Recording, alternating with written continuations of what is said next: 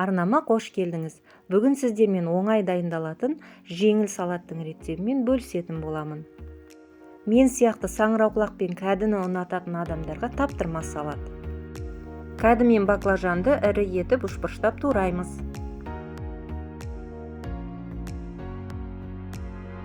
Баклажанның өткір дәмін басу үшін тұзды суға 15-20 минутқа салып алуды ұмытпаңыз.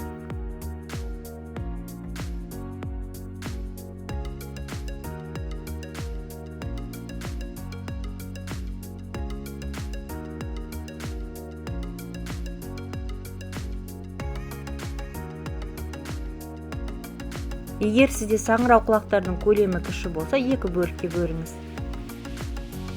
Сарымсақты ұсақтап тураймыз.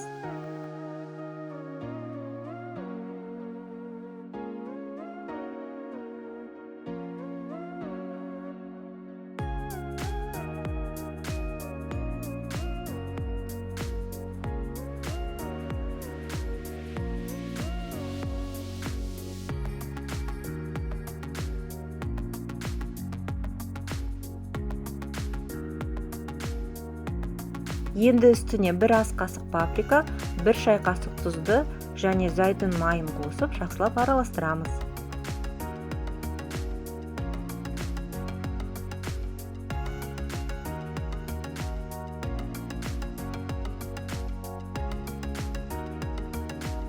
«180 градуста қызып тұрған пеште 15 минут пісіреміз. Астына мүмкін болса пергамент қағазын салыңыз. Фольга салсаңыз жабысып қалуы мүмкін. Черри қызанағын қосу міндетті емес, сіз орташа көлемдегі 2 дана қызанақ қоссаңыз болады.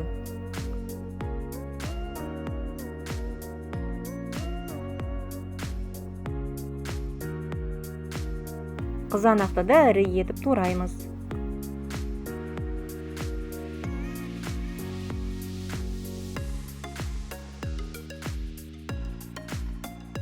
Мен орташа көлемдегі 4 дана қияр қостым. Егер сізде қияр үлкен көлемді болса, 2-і жеткілікті. Осы салатқа міндетті түрде кинза қосыңыз. Менде кинза болмай қалғандықтан кептірілген түрін ұсақтап қостым. Укроп пен петрушканы қосудың аса қажеттілігі жоқ. Пеште пісіп дайын болған көкөністерді ыдысымызға саламыз.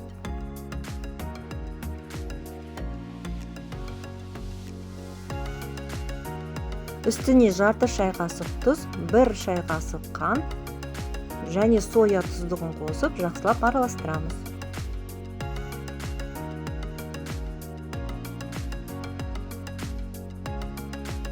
Салат дайын. Видео рецепт ұнаған болса арнама жазылып, пікір қалдыруды ұмытпаңыз. Астарыңыз дәмді болсын.